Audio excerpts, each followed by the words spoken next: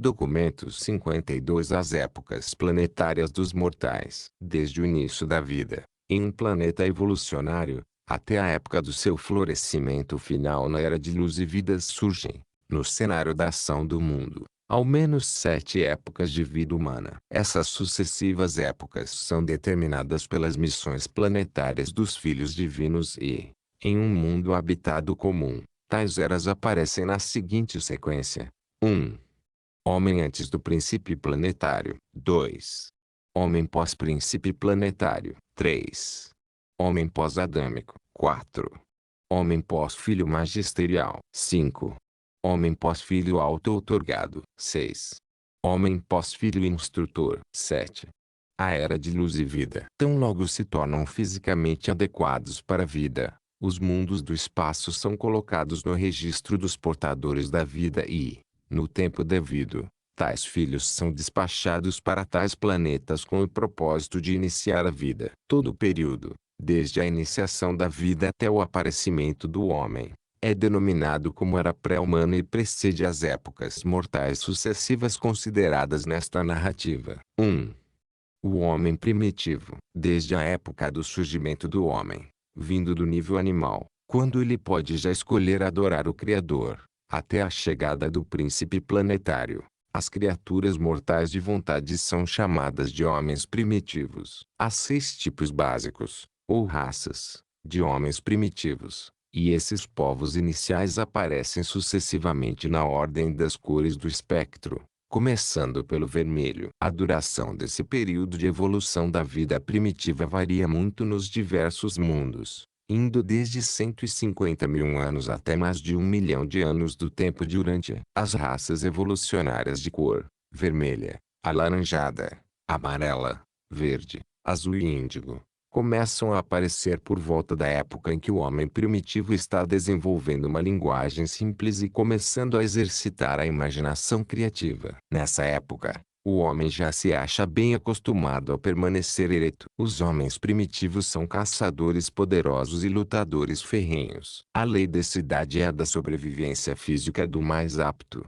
O governo dessas épocas é inteiramente tribal. Durante as lutas raciais iniciais, em muitos mundos, algumas das raças evolucionárias são eliminadas, como ocorreu em Urântia. Aquelas que sobrevivem, geralmente, misturam-se com a raça violeta dos povos adâmicos, importada posteriormente. À luz da civilização subsequente, essa era do homem primitivo é um capítulo longo, escuro e sangrento. A ética da selva e a moral das florestas primitivas não se encontram em harmonia com os padrões das dispensações posteriores, de religião revelada, que trazem um desenvolvimento espiritual mais elevado. Em mundos normais e não experimentais, essa época é bastante diferente das lutas prolongadas e extraordinariamente brutais que caracterizaram tal idade em Urântia. Quando houverdes emergido após a vossa primeira experiência em um mundo, começareis a perceber por que essa longa e dolorosa luta ocorre nos mundos evolucionários e,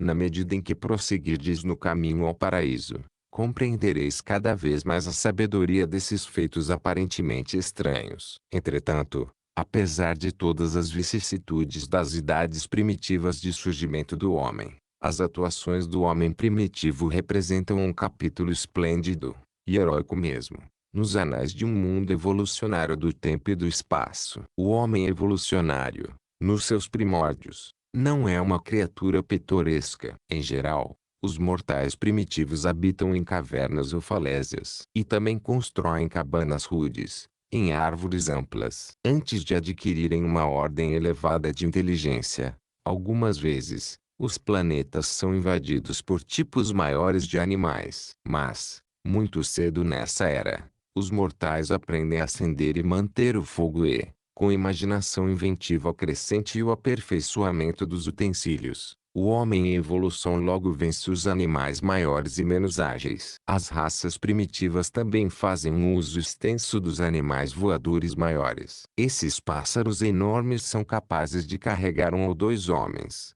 de tamanho médio, em um voo ininterrupto de mais de 800 quilômetros. Em alguns planetas, esses pássaros são de grande valia, pois possuem uma ordem de inteligência suficientemente elevada, sendo frequentemente capazes de falar várias palavras das línguas do reino. Esses pássaros são muito inteligentes, obedientes e incrivelmente afetuosos. E tais pássaros de transporte estão extintos, há muito, em Urântia, mas os vossos ancestrais primitivos desfrutaram dos serviços deles. O momento em que o homem adquire o juízo ético, a vontade moral, coincide normalmente com o surgimento da linguagem primitiva. Alcançando o nível humano, depois dessa emergência da vontade no mortal, esses seres tornam-se receptivos à residência temporária dos ajustadores divinos e, quando da morte, vários deles são devidamente escolhidos como sobreviventes e marcados com um selo, pelos arcanjos, para subsequente ressurreição e fusão com o espírito. Os arcanjos sempre acompanham os príncipes planetários e, simultaneamente com a chegada do príncipe, um juízo dispensacional do reino acontece. Todos os mortais resididos por ajustadores do pensamento são adoradores em potencial, foram iluminados pela luz verdadeira e possuem a capacidade de buscar o contato recíproco com a divindade. Contudo, a religião primeval biológica do homem primitiva mais como uma persistência do medo animal combinado ao espanto ignorante e à superstição tribal. A sobrevivência da superstição, nas raças de Urântia, não é complementar ao vosso desenvolvimento evolucionário, nem compatível com as vossas realizações esplêndidas, por tantos outros motivos, de progresso material. Mas essa religião primitiva do medo serve ao propósito bastante útil de dominar os temperamentos ferozes das criaturas primitivas. É a precursora da civilização e constitui solo para o subsequente plantio das sementes da religião revelada pelo príncipe planetário e seus ministros. 100.000 anos depois que o homem adquire a postura ereta,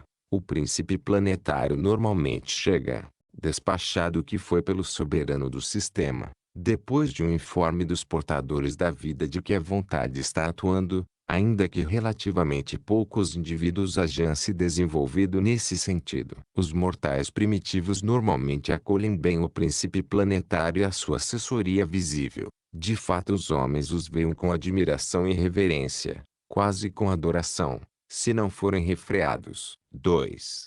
O homem pós-príncipe planetário. Com a chegada do príncipe planetário uma nova dispensação começa. O governo aparece na Terra e uma época tribal avançada advém. Durante uns poucos milênios, sob esse regime, um grande progresso social é alcançado. Em condições normais, os mortais atingem um alto estado de civilização durante essa idade. Não lutam por tanto tempo na barbárie, como fizeram as raças de Urântia. Mas a vida em um mundo habitado é tão modificada pela rebelião, que vós não podeis ter senão uma pálida ideia de um regime como esse em um planeta normal. A duração média dessa dispensação é de cerca de 500.000 anos, algumas sendo mais longas e outras, mais curtas. Durante essa era, o planeta estabelece-se nos circuitos do sistema e uma cota plena de ajudantes seráficos e outros assistentes celestes é designada para sua administração. Em números cada vez maiores os ajustadores do pensamento vêm,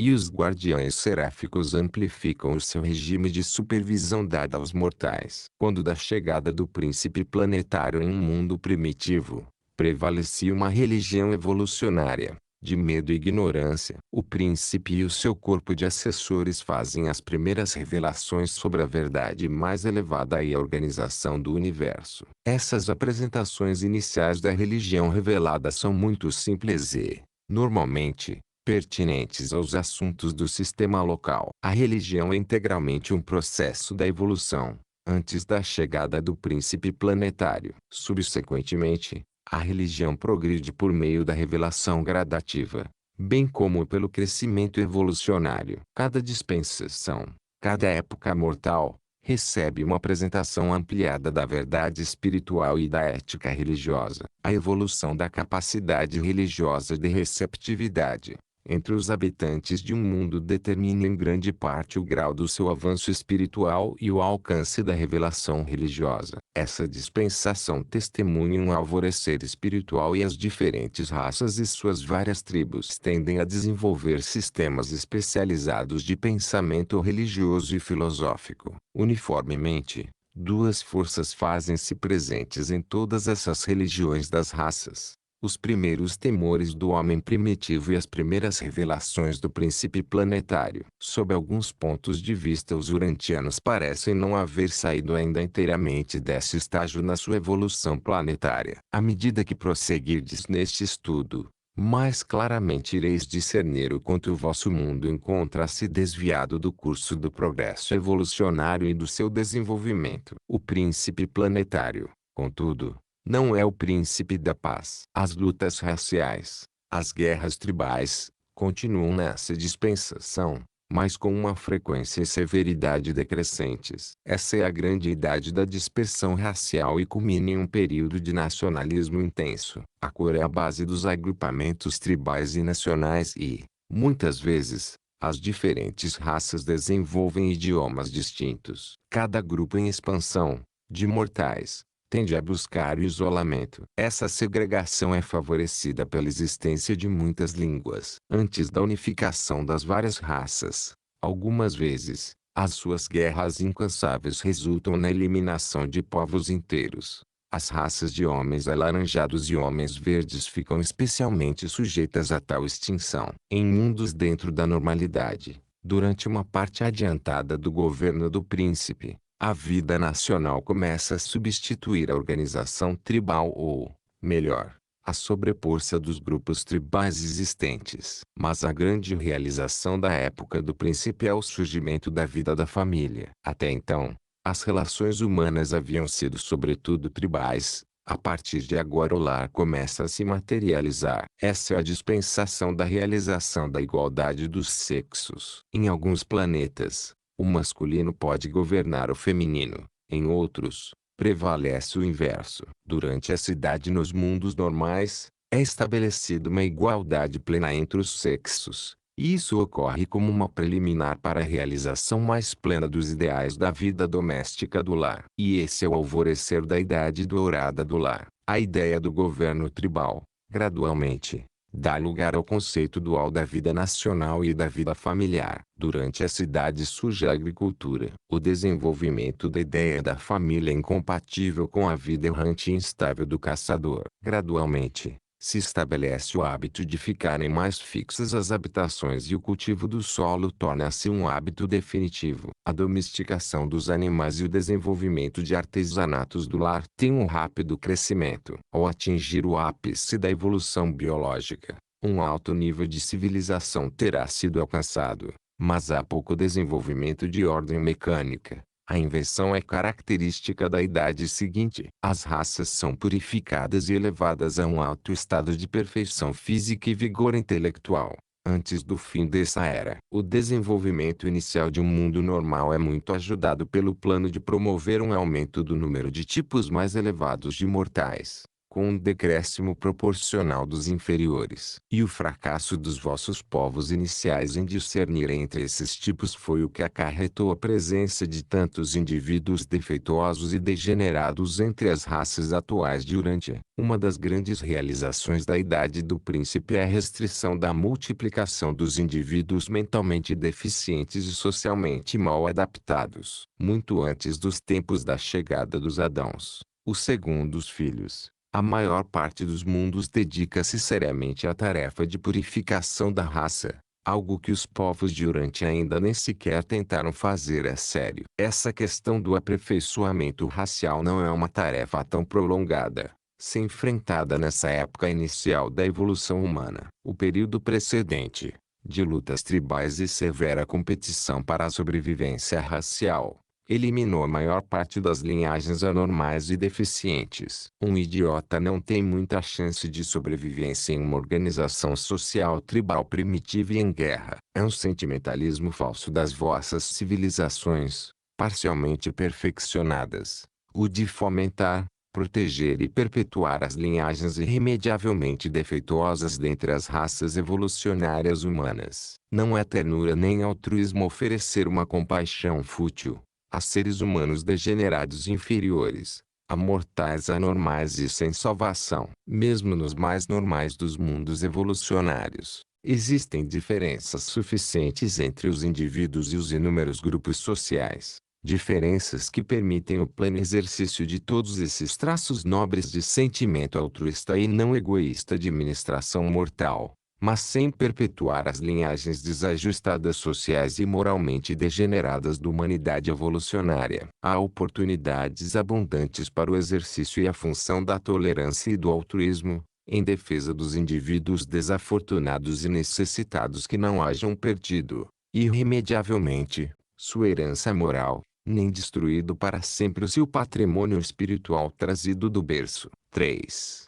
O homem pós-adâmico. Quando o ímpeto original da vida evolucionária houver percorrido todo o seu curso biológico, e quando o homem houver alcançado o ápice do desenvolvimento animal, a segunda ordem de filiação chegará e uma segunda dispensação de graça e ministrações será inaugurada. Isso é verdadeiro para todos os mundos evolucionários. Quando o nível mais alto possível de vida evolucionária houver sido atingido, e quando o homem primitivo houver ascendido tão alto quanto possível na escala biológica, um filho e uma filha materiais sempre surgem no planeta, havendo sido despachados pelo soberano do sistema. Os ajustadores do pensamento são outorgados de modo crescente aos homens pós-adâmicos e, em números cada vez maiores, tais mortais alcançam capacidade para uma posterior fusão com o ajustador. Enquanto funcionam como filhos descendentes, os Adãos não possuem ajustadores, mas a sua progênie planetária,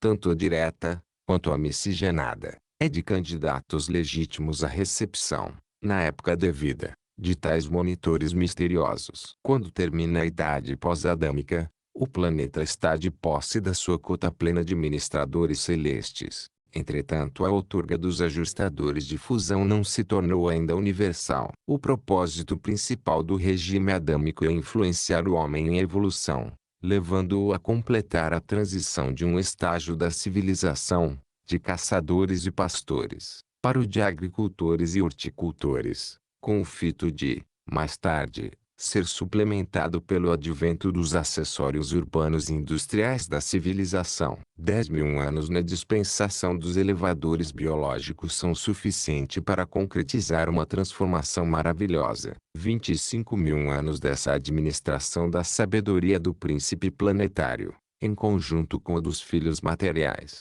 em geral, amadurecem a esfera para o advento de um filho magisterial. Essa idade, via de regra, testemunha uma eliminação completa dos mal adaptados e uma purificação ainda maior das linhagens raciais. Nos mundos normais, as tendências bestiais defeituosas são quase totalmente eliminadas das linhagens reprodutoras do reino. Os filhos adâmicos nunca se miscigenam com as linhagens inferiores das raças evolucionárias. Nem é do plano divino, para os Adãos e Evas planetários, que eles se reproduzam, pessoalmente, com os povos evolucionários. Esse projeto de aperfeiçoamento da raça é uma tarefa para a progênie deles. Mas a descendência do filho e filha materiais mobiliza-se isoladamente por gerações, antes de ser inaugurado o Ministério da Miscigenação Racial. O resultado da dádiva do plasma da vida adâmica às raças mortais é uma elevação imediata da capacidade intelectual e uma aceleração do progresso espiritual. Em geral,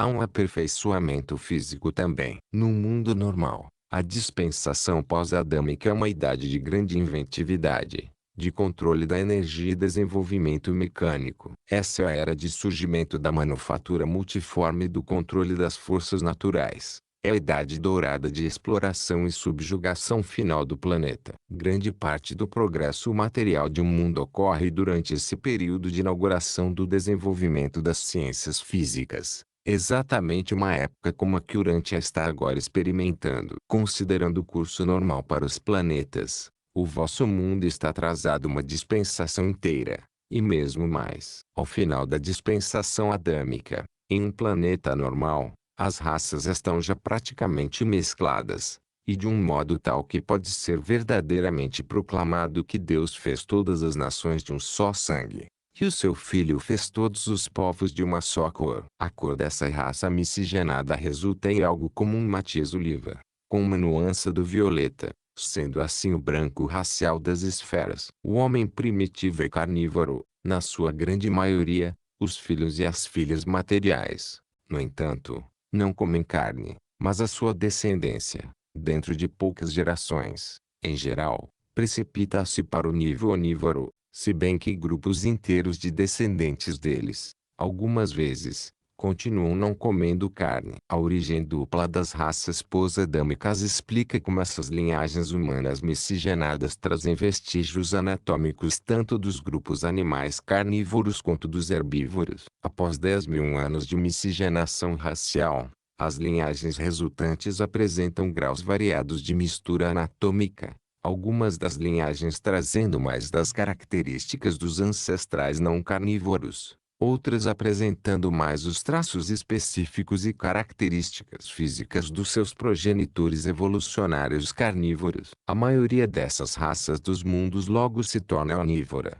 e subsiste alimentando-se de uma ampla gama de alimentos, tanto do reino animal quanto do reino vegetal. A época posadâmica é a da dispensação do internacionalismo. Estando próximo de completar a tarefa de miscigenação das raças, o nacionalismo desaparece e a irmandade entre os homens realmente começa a se materializar. O governo representativo começa a tomar o lugar da monarquia e outras formas paternalistas de governo. O sistema educacional torna-se mundial e, gradualmente, as línguas das raças dão lugar à língua do povo violeta. A paz universal e a cooperação raramente são alcançadas antes que as raças estejam bem miscigenadas, e antes de falarem uma mesma língua. Durante os séculos finais da era pós-adâmica é despertado um novo interesse pela arte, pela música e a literatura, e esse despertar mundial é o sinal para o aparecimento de um filho magisterial. O desenvolvimento coroador dessa era o interesse universal pelas realidades intelectuais, a verdadeira filosofia. A religião torna-se menos nacionalista, mais e mais sendo um assunto planetário. Novas revelações da verdade caracterizam essas idades, e os altíssimos das constelações começam a governar nos assuntos dos homens. A verdade é revelada ao nível da administração das constelações. Um grande avanço ético caracteriza essa era, a irmandade dos homens passando a ser a meta na sociedade deles. A paz, de âmbito mundial, a cessação de conflitos entre as raças e da animosidade nacional é indicadora da maturidade planetária para o advento da terceira ordem de filiação, a do filho magisterial. 4. O homem pós-filho magisterial. Nos planetas normais e leais, essa idade inaugura-se com as raças mortais já miscigenadas e biologicamente adaptadas. Não há problemas de raça ou de cor. Todas as nações e raças, literalmente, têm um só sangue. A irmandade dos homens floresce, e as nações estão aprendendo a viver em paz e tranquilidade na Terra. Tal mundo está às vésperas de um desenvolvimento intelectual grande e culminante. Quando um mundo evolucionário torna-se assim maduro para a idade magisterial, um dos filhos da ordem elevada dos Avonais faz a sua aparição em missão magisterial. O príncipe planetário e os filhos materiais têm a sua origem no universo local. O filho magisterial provém do paraíso. Quando vem às esferas mortais, para atos judiciais apenas como julgadores dispensacionais, os avonais do paraíso nunca se encarnam. Contudo, quando vêm em missões magisteriais, pelo menos na missão inicial, eles sempre se encarnam, embora não experimentem o nascimento, nem passem pela morte do reino. Eles podem viver durante gerações, nos casos de permanecerem como governantes em certos planetas. Quando as suas missões são concluídas, abandonam as suas vidas planetárias e retornam ao seu status anterior de filiação divina. Cada nova dispensação amplia o horizonte da religião revelada, e os filhos magisteriais estendem a revelação da verdade para retratar os assuntos do universo local e todos os seus tributários. Depois da visitação inicial de um filho magisterial, as raças logo efetivam a sua liberação econômica. O trabalho diário exigido para sustentar a independência de cada indivíduo seria representado por 2 horas e meia do vosso tempo. E torna-se perfeitamente seguro liberar tais mortais éticos e inteligentes. Esses povos refinados sabem, muito bem, como utilizar o lazer para o autoaperfeiçoamento e para o progresso planetário. Essa idade testemunha outra purificação das linhagens raciais, por meio da restrição da reprodução entre os indivíduos menos aptos e dotados. O governo político e a administração social das raças continuam a aperfeiçoar-se, estando o autogoverno bastante bem estabelecido ao final dessa idade. Quando dizemos autogoverno, referimos-nos ao tipo mais elevado de governo representativo. Tais mundos avançam e honram, entre os líderes e governantes, apenas aqueles que estão mais bem qualificados para assumir as responsabilidades sociais e políticas. Durante essa época, a maioria dos mortais do mundo é residida por ajustadores. Mas ainda então, a outorgado monitor divino não é sempre universal. Os ajustadores com destino de fusão por enquanto não são concedidos a todos os mortais do planeta. Ainda é necessário que as criaturas de vontade escolham receber os monitores misteriosos. Durante as eras de fechamento dessa dispensação, a sociedade começa a retornar às formas mais simplificadas de vida. A natureza complexa de uma civilização em avanço segue o seu curso, com os mortais aprendendo a viver mais natural e efetivamente. E tal tendência cresce a cada época sucessiva. Essa é a idade do florescimento da arte, da música e do aprendizado mais elevado. As ciências físicas já alcançaram o ápice do seu desenvolvimento. O término dessa idade, em um mundo ideal, testemunha a plenitude de um despertar religioso amplo e um esclarecimento espiritual de âmbito mundial. E esse despertar irrestrito, da natureza espiritual das raças, é o sinal da chegada do Filho de auto-outorga e inauguração da quinta época mortal. Em muitos mundos, acontece que, depois de uma única missão magisterial, o planeta não se torna capacitado para receber um filho auto-outorgado. Nesse caso haverá um segundo ou, até mesmo, uma sucessão de filhos magisteriais, e cada um deles irá avançar as raças, de uma dispensação para outra, até que o planeta fique pronto para a dádiva do filho auto-outorgado. Na segunda missão, e nas subsequentes, os filhos magisteriais podem ou não se encarnar. Todavia, não importa quantos filhos magisteriais possam vir, e eles podem aparecer também depois do filho de auto-outorga. O advento de cada um deles demarca o fim de uma dispensação e o começo da seguinte. Essas dispensações dos filhos magisteriais abrangem entre 25 a 50 mil anos do tempo durante. Algumas vezes uma tal época é muito mais curta, ou bem mais longa em casos mais raros. No devido tempo, entretanto, um desses mesmos filhos magisteriais nascerá como um filho auto-outorgado do paraíso. 5.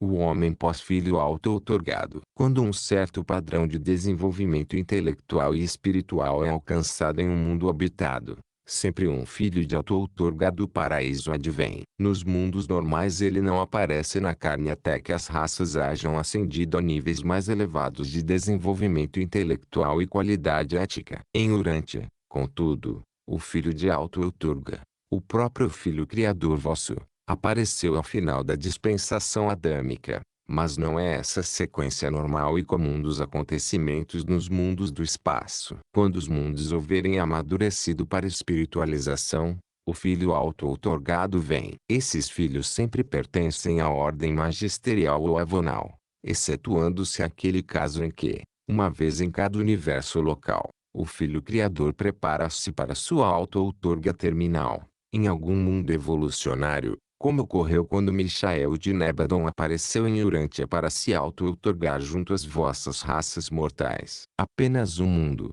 dentre quase 10 milhões, pode gozar de uma tal dádiva. Todos os outros mundos avançam espiritualmente com a auto-outorga de um filho do paraíso, da ordem avonal. O filho auto-outorgado, ao chegar em um mundo de alta cultura educacional, encontra uma raça espiritualmente educada e preparada para assimilar os ensinamentos avançados e dar o devido valor à missão de auto-outorga. Essa é uma idade caracterizada pela busca mundial da cultura moral e da verdade espiritual. A paixão dos mortais nessa dispensação é penetrar na realidade cósmica e comungar da realidade espiritual. As revelações da verdade são ampliadas, passando a incluir o superuniverso. Surgem sistemas inteiramente novos, de educação e governo, para suplantar os regimes imaturos das épocas anteriores. A alegria de viver ganha novas cores, e as reações da vida são exaltadas, em tom e timbre, até as alturas celestes. O Filho auto-outorgado vive e morre pela elevação espiritual das raças mortais em um mundo. Ele estabelece o caminho novo e vivo. A sua vida é a encarnação da verdade do paraíso na carne mortal. É aquela mesma verdade, o próprio Espírito da verdade, dentro de cujo conhecimento os homens tornar-se-ão livres. Em Urântia, o estabelecimento deste caminho vivo e novo foi uma questão de fato, bem como de verdade. O isolamento de Urântia, na rebelião de Lúcifer, havia suspendido o procedimento pelo qual os mortais podem passar, com a morte, diretamente às margens dos mundos das mansões. Antes dos dias de Cristo Michael, em Urântia, todas as almas dormiam até as ressurreições dispensacionais ou até as ressurreições milenares especiais. Mesmo a Moisés não foi permitido ir para o outro lado, até a ocasião da ressurreição especial, e foi Caligástia, o príncipe planetário caído, que se opôs a essa liberação. Mas desde o dia de Pentecostes, de novo os mortais de Urântia podem prosseguir diretamente para as esferas moronciais. Quando da sua ressurreição,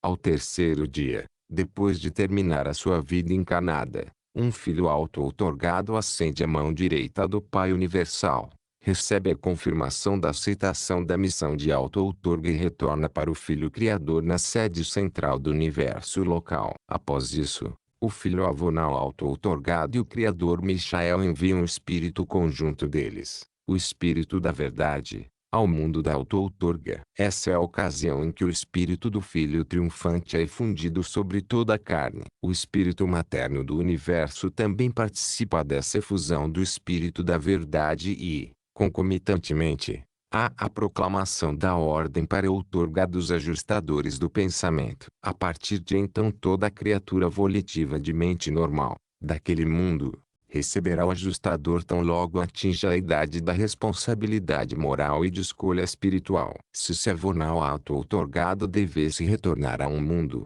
depois da missão de auto-outorga, ele não se encarnaria, mas viria na glória, com as hostes seráficas. A idade pós-filho auto-outorgado pode estender-se de 10.000 a 100.000 anos. Não há um limite de tempo arbitrado para qualquer dessas eras dispensacionais. Estas são épocas de grande progresso ético e espiritual. Sob a influência espiritual dessas idades, o caráter humano passa por transformações tremendas e experimenta um desenvolvimento fenomenal. Torna-se possível aplicar a regra dourada na prática. Os ensinamentos de Jesus são realmente aplicáveis a um mundo mortal que teve o aperfeiçoamento preliminar dos filhos de pré-outorga, com as suas dispensações de enobrecimento de caráter e ampliação da cultura. Durante essa era, os problemas das doenças e delinquência são virtualmente resolvidos. A degenerescência já foi amplamente eliminada pela reprodução seletiva. A doença já foi praticamente dominada por meio das altas qualidades de resistência das linhagens adâmicas e aplicação inteligente em âmbito mundial das descobertas das ciências físicas.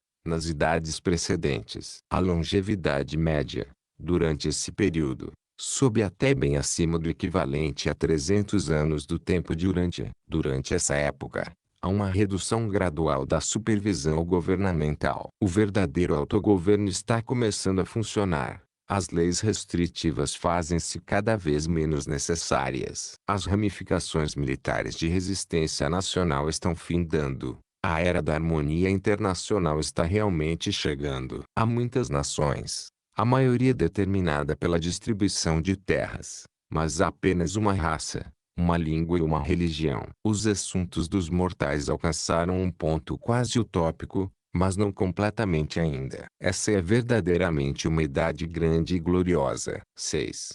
A era depois da auto-outorga em Urântia. O filho auto-outorgado é o príncipe da paz. Ele chega com a mensagem de paz na terra e boa vontade entre os homens. Nos mundos normais, essa é uma dispensação de paz mundial. As nações não mais se dedicam à guerra. Essas influências salutares, contudo, não acompanharam a vinda do vosso filho auto-outorgado, Cristo Michael. Urântia não está avançando na sequência normal. O vosso mundo está fora de passo, na procissão planetária. O vosso mestre, quando na Terra, preveniu aos seus discípulos, o advento dele não traria o reino normal de paz, em Urântia, e disse-lhes claramente que haveria guerras e rumores de guerras, e que nação se levantaria contra nação. Numa outra ocasião, ele disse: não pensar que eu vim para trazer paz à terra. Mesmo em mundos evolucionários normais, a realização da Irmandade Mundial dos Homens não é fácil. Num planeta confuso e desordenado,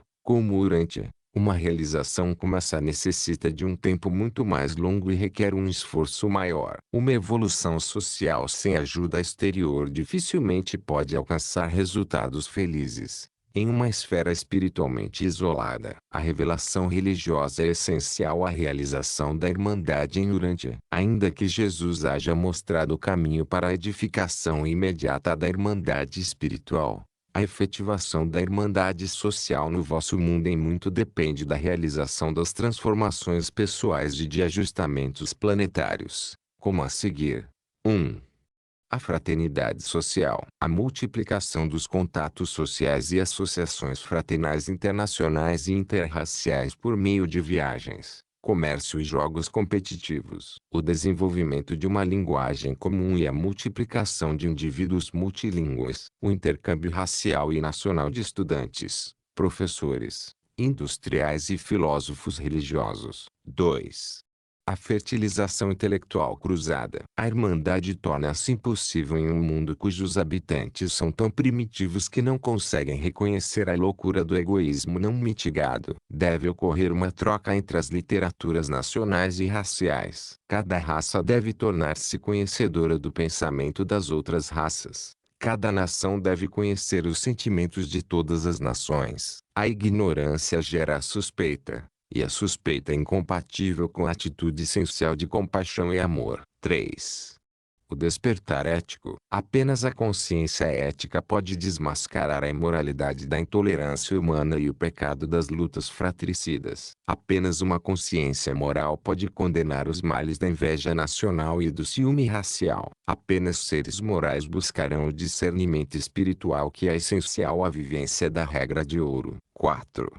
A sabedoria política. A maturidade emocional é essencial ao autocontrole. Apenas a maturidade emocional assegurará a substituição da arbitrariedade bárbara que é a guerra, pelas técnicas internacionais do julgamento civilizado. Estadistas sábios, algum dia, trabalharão para o bem-estar da humanidade, mesmo enquanto ainda lutam para promover o interesse dos seus grupos nacionais ou raciais. A sagacidade política egoísta, em última análise, é suicida, destruidora de todas aquelas qualidades duradouras que asseguram a sobrevivência grupal no planeta. 5.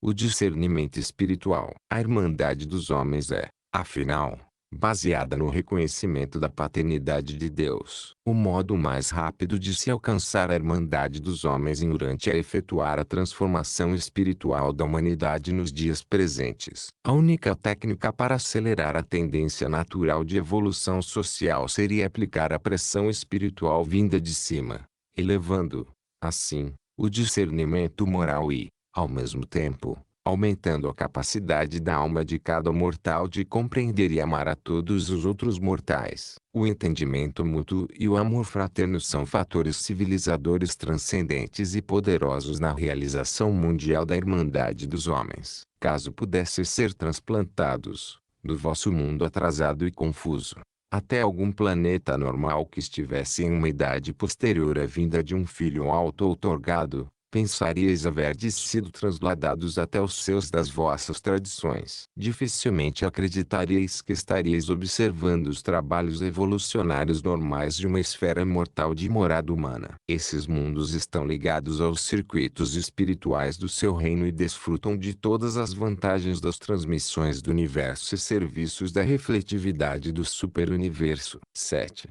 O homem da pós filho instrutor. Os filhos que em seguida visitarão um mundo evolucionário normal são da ordem dos filhos instrutores da Trindade, filhos divinos da Trindade do paraíso. E, novamente, encontramos Urântia fora de passo em relação às suas esferas irmãs, se considerarmos que o vosso Jesus prometeu voltar. E essa promessa ele certamente irá cumprir, Mas ninguém sabe se a sua segunda vinda precederá ou virá depois dos aparecimentos dos filhos magisteriais ou dos filhos instrutores em Urântia. Os filhos instrutores vêm, em grupos, aos mundos em espiritualização. Um filho instrutor planetário é ajudado e apoiado por 70 filhos primários, 12 filhos secundários, e 3 da mais elevada e mais experimentada Ordem Suprema dos Jainais. Esse conjunto permanecerá por algum tempo no mundo, o período suficiente para efetivar a transição das idades evolucionárias para a Era de Luz e Vida,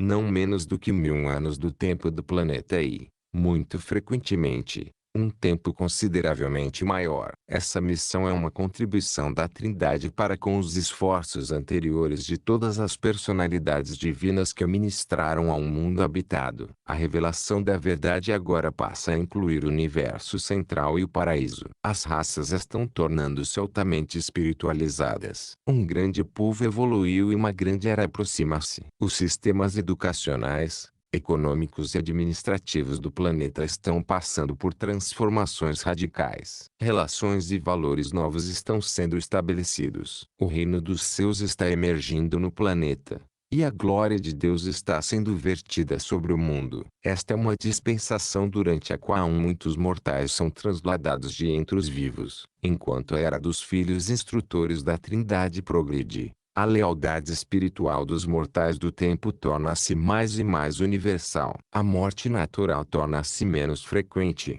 à medida que os ajustadores crescentemente se fundem com os seus resididos durante o tempo da vida na carne. O planeta finalmente classifica-se como sendo da ordem primária modificada de ascensão mortal. A vida durante essa era é agradável e proveitosa. A degenerescência e outras consequências finais antissociais da longa luta evolucionária foram virtualmente abolidas. A duração da vida aproxima-se de 500 dos anos de Urântia. A taxa de reprodução e o crescimento da raça ficam inteligentemente sob controle. Uma ordem inteiramente nova de sociedade surgiu. Há ainda grandes diferenças entre os mortais, mas o estado da sociedade aproxima-se com mais nitidez dos ideais da irmandade social e igualdade espiritual. O governo representativo vai desaparecendo e o mundo está passando pela regra do autocontrole individual. A função do governo é voltada principalmente para as tarefas coletivas de administração social e coordenação econômica. A Idade de Ouro avança rapidamente.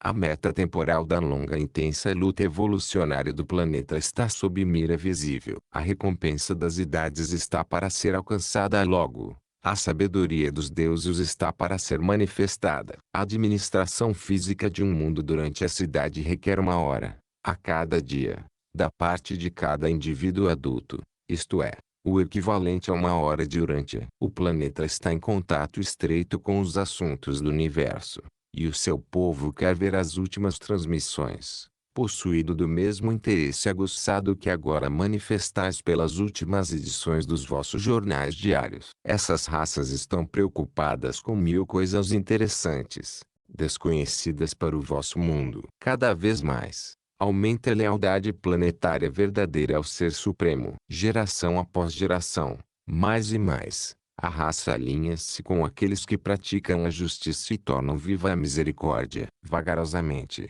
mas com segurança, o mundo está sendo conquistado para o serviço jubiloso dos filhos de Deus. As dificuldades físicas e os problemas materiais foram amplamente resolvidos. O planeta está amadurecendo para a vida avançada e para uma existência mais estável. De tempos em tempos, durante a sua dispensação, os filhos instrutores continuam a vir a esses mundos pacíficos e não abandonam um mundo, até observarem que o plano evolucionário, no que concerne àquele planeta, esteja operando com tranquilidade. Um filho magisterial de julgamento usualmente acompanha os filhos instrutores nas suas sucessivas missões, enquanto um outro filho como ele funciona ao tempo da partida deles e tais ações judiciais continuam, de idade em idade, ao longo da duração do regime mortal do tempo e do espaço. Cada missão repetida dos filhos instrutores da Trindade exalta, sucessivamente, um mundo de tal modo superno até alturas sempre ascendentes de sabedoria, espiritualidade e iluminação cósmica. Contudo, Os nobres nativos dessa esfera são ainda finitos e mortais. Nada ainda é perfeito. No entanto, uma qualidade próxima da perfeição está evoluindo na operação de um mundo imperfeito e nas vidas dos seus habitantes humanos. Os filhos instrutores da Trindade podem retornar muitas vezes ao mesmo mundo. Porém, mais cedo ou mais tarde, ao terminar uma das suas missões, o príncipe planetário é elevado à posição de soberano planetário, e o soberano do sistema surge para proclamar a entrada daquele mundo nera de luz e vida. Foi sobre a conclusão da missão terminal dos filhos instrutores, ao menos esta seria a cronologia, em um mundo normal, que João escreveu: Eu vi um novo céu e uma nova terra, e a nova Jerusalém, vinda de Deus, saída dos céus, preparada como uma princesa adornada para o príncipe. E a mesma terra renovada, o estágio planetário avançado, é o que o velho profeta visualizou quando escreveu: Pois, como os novos céus e a nova terra,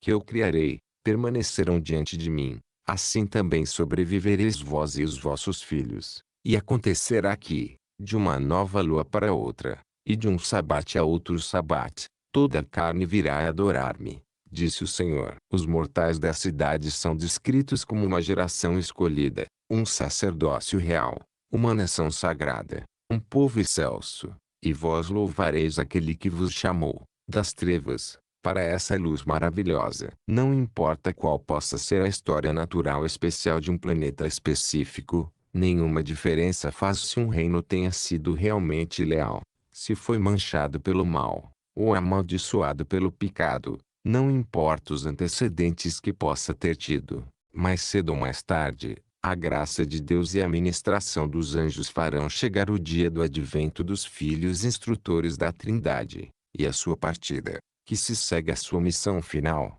irá inaugurar essa era magnífica de luz e vida. Todos os mundos de Satané podem juntos manter-se com a esperança daquele que escreveu: Nós, contudo, de acordo com a sua promessa, almejamos um novo céu e uma nova terra, onde resida a retidão. Assim, pois, bem-amados, vendo que ansiais por tais coisas, sede diligentes para que possais ser encontrados por ele em paz, sem máculas ou culpas, a partida do corpo de filhos instrutores, ao fim do seu primeiro reinado ou de algum reinado subsequente, anuncia a aurora da era de luz e vida, que é o umbral da transição no tempo para o vestíbulo da eternidade. A realização planetária dessa era de luz e vida ultrapassa, de longe, as esperanças mais preciosas dos mortais de Urântia, ultrapassa a todos os conceitos, mesmo os mais visionários, da vida futura, abraçados nas crenças religiosas que descrevem os seus como o destino imediato e final de morada dos mortais sobreviventes. Auspiciado por um mensageiro poderoso ligado temporariamente à assessoria de Gabriel,